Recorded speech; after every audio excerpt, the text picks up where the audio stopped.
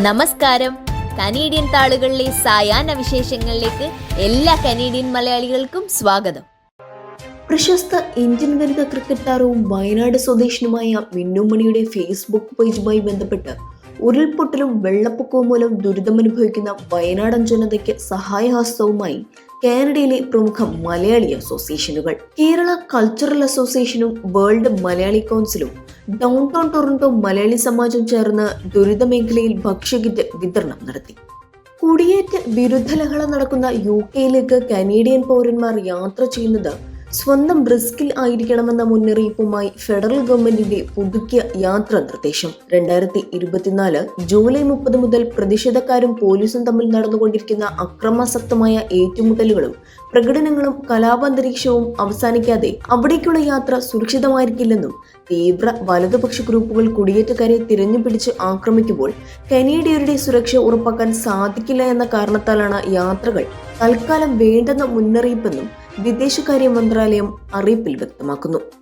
നിയുക്ത മനുഷ്യാവകാശ കമ്മീഷന്റെ കമ്മീഷണർ സ്ഥാനം ഏറ്റെടുക്കും മുന്നേ ബിർജു ദത്താനെ അവധിയിൽ. കാനഡയിലെ അടുത്ത മനുഷ്യാവകാശ കമ്മീഷണറായി തിരഞ്ഞെടുക്കപ്പെട്ട ബിർജു ദത്താനെ പ്രോ ഇസ്ലാമിസ്റ്റ് ആണെന്ന ആരോപണം തെളിവുകളോടെ ആരോപിക്കപ്പെട്ട ശേഷം നടത്തിയ അന്വേഷണത്തിലും ആരോപണം ശരിയെന്ന് കണ്ടെത്തിയതിനെ തുടർന്ന് നീതിന്യായ മന്ത്രി ആരിഫ് ഇറാനി അവധി ചോദിച്ചു വാങ്ങുകയായിരുന്നുവെന്ന് റിപ്പോർട്ടുകൾ സൂചിപ്പിക്കുന്നു. പലസ്തീനിൽ പുതിയ രാഷ്ട്രവാദത്തിന് പരസ്യ പിന്തുണ നൽകുന്ന മുജാഹിദ് ദത്താനെ കാനഡയിലെ മനുഷ്യാവകാശ കമ്മീഷൻ തലപ്പത്തെത്തുന്നതിനെതിരെ ജൂത സംഘടനകളടക്കം നേരത്തെ പരാതി നൽകിയിരുന്നു.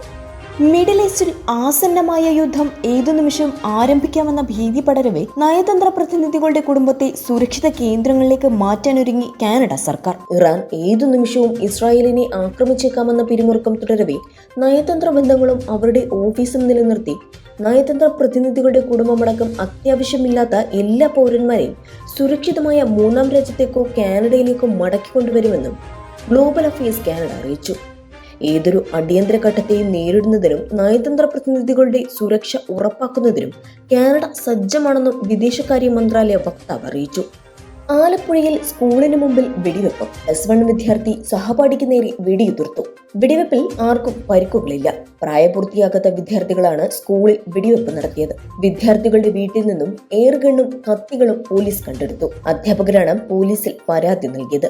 നഗരത്തിലെ സർക്കാർ സ്കൂളിന് മുന്നിലെ റോഡരികിൽ ചൊവ്വാഴ്ച ഉച്ചയോടെ വെടിവെപ്പുണ്ടായത്. നിസ്സാര വഴക്കിനെ തുടർന്നുണ്ടായ സംഘർഷമാണ് വെടിവെപ്പിലെത്തിയത്. ആക്രമണത്തിൽ ആർക്കും സാരമായ പരിക്കില്ല.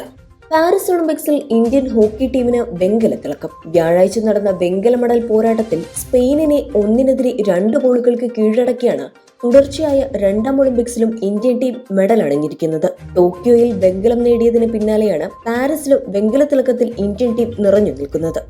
ഒളിമ്പിക്സിൽ ജാവലിൻ ത്രോയിൽ നീരജ് ചോപ്രയ്ക്ക് വെള്ളി. നിലവിലെ സ്വർണ്ണ മെഡൽ ജേതാവായ നീരജിനെ പിന്തള്ളി പാകിസ്ഥാന്റെ ഹർഷത് നദീം സ്വർണം സ്വന്തമാക്കി. ഒളിമ്പിക് റെക്കോർഡായ 92.97 മീറ്റർ ദൂരമറിഞ്ഞാണ് നദീം സ്വർണം നേടിയത്. നീരജ് തന്റെ സീസണൽ ബെസ്റ്റായ 89.45 ദൂരമറിഞ്ഞു. നീരജിന്റെ 6 ശ്രമങ്ങളിൽ 5 ഫൗളായിരുന്നു. പാരീസ് ഒളിമ്പിക്സിൽ ഇന്ത്യയുടെ ആദ്യ വെള്ളി മെഡലാണിത്. ഗ്രനാഡയുടെ ആൻഡേഴ്സൺ പീറ്റേഴ്സനാണ് വെങ്കലം. 88.54 മീറ്റർ എറിഞ്ഞാണ് താരം വെങ്കലം നേടിയത്. ഇന്നത്തെ കനേഡിയൻ സായാഹ്ന വിശേഷങ്ങൾ ഇവിടെ അവസാനിക്കുന്നു. ഇത് നിങ്ങളിലേക്ക് എത്തിച്ചത് Polaris dental Brampton, Latha Menon barrister solicitor of Menon law professional corporation, കേരളക്കാരി ഹൗസ് മിസിസാഗ, ഗോപിനാഥൻ പൊന്മനടിയിൽ, Rudraksha gem expert, Roy George broker of records. ഇവർക്കും നല്ലൊരു സായാഹ്നം നേർന്നുകൊണ്ട് കനേഡിയൻ താളുകൾക്ക് വേണ്ടി ഗാഥാ പ്രകാശ്. കൂടുതൽ കനേഡിയൻ വിശേഷങ്ങൾക്കായി ഞങ്ങളുടെ യൂട്യൂബ് ചാനൽ സബ്സ്ക്രൈബ് ചെയ്യാൻ മറക്കരുതേ.